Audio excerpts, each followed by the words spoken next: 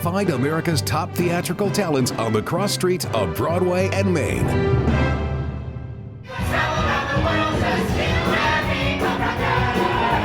Punk Rock Girl is a new musical that uses songs that were made famous by female rock and rollers.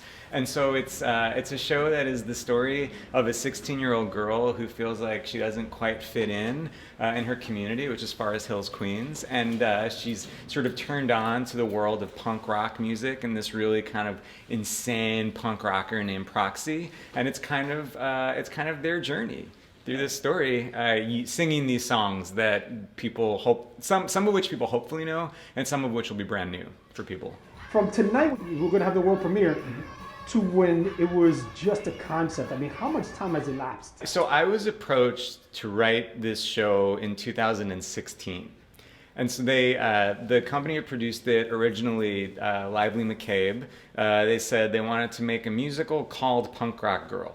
And they said it could be about anything. You could use any songs you want. The only thing that you had to do was call it Punk Rock Girl.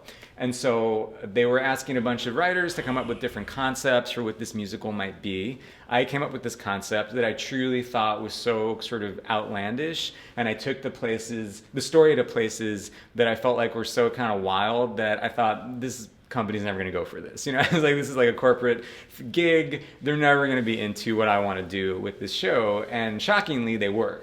And so they chose me and hired me to write the thing. And so I wrote it in like 2017, 2018. We were going to do it in 2020 here at the Argyle, and COVID got in the way. But now 2 years later, we're back and we're doing it for real. Meet Angela Quivers, Punk Rock Girl. What's going to keep people excited? Is this a throwback, an 80s throwback, or what is it? I think that Punk Rock Girl sort of has its own personality. It has its own vibe. You know, obviously there have been shows about young people. Obviously there have been rock musicals. Obviously there have been musicals that take pre-existing songs. But I'd like to think that our show does it in a way that no show has done before. You know, for as much as we're using these songs by some artists who are quite famous, like, you know, Blondie and Pat Benatar and Katy Perry, we're also doing songs that are not really well known unless you like really sort of know punk music. And my hope is that an audience coming to this show would feel like they're on, you know, sort of familiar ground and on familiar territory for some of it, and totally new territory for other parts of it. And also, you know, the thing that I think is cool about it is that it is, you know, there's punk music, there's rock music, there's pop music in it, and so it has kind of a youthful energy, but at its heart, it's a classic musical. You know, the actual show itself is very much like a Judy Garland, Mickey Rooney, let's put on a show type of story. And so I hope that young people who aren't used to seeing musicals and older audiences who love musicals can find a sort of common ground in this story and in the show. Patricia, I can seldom speak. I know just what you're saying. Are people going to be able to see themselves in the characters on stage? Oh yeah, I mean, you know, my hope in everything I do is that an audience can relate to it, whether the characters are familiar or alien or whatever. My hope is always that people can see some of themselves in these characters, and I think that's totally the case with Punk Rock Girl. You know, in this show, it's like, it's a wild world. You know, the vibe is like, it's kind of like if, you know, like Pee-wee's Playhouse and the Muppets had a baby, and then that baby went to like a rock concert and a CD club, you know? And so it's pretty crazy, but even in that, I hope that people recognize themselves in these wild, larger-than-life characters. One way or another, I'm gonna find you. I'm gonna get you one way. From the character that you had that was up in here to the people that are going to be on the stage, you know, how is that? You know, when I write, I tend to write with actors in mind.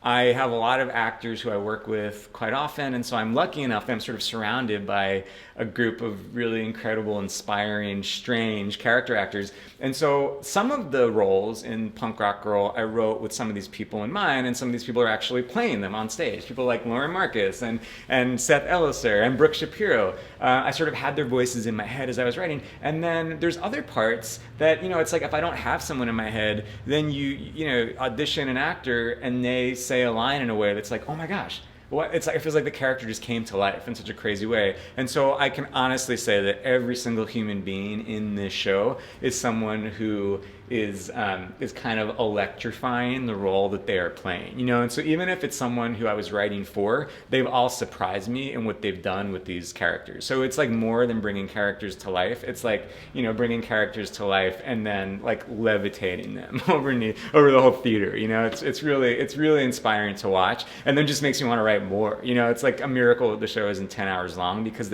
all these actors are doing these brilliant things, and they're singing so well, and they're like dancing so well, and there's such, you know, strange weirdo life forces that I'm like, oh man, I wish I could just write hours for all of them.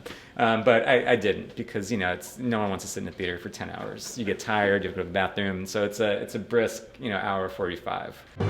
Find America's top theatrical talents on the cross streets of Broadway and Main.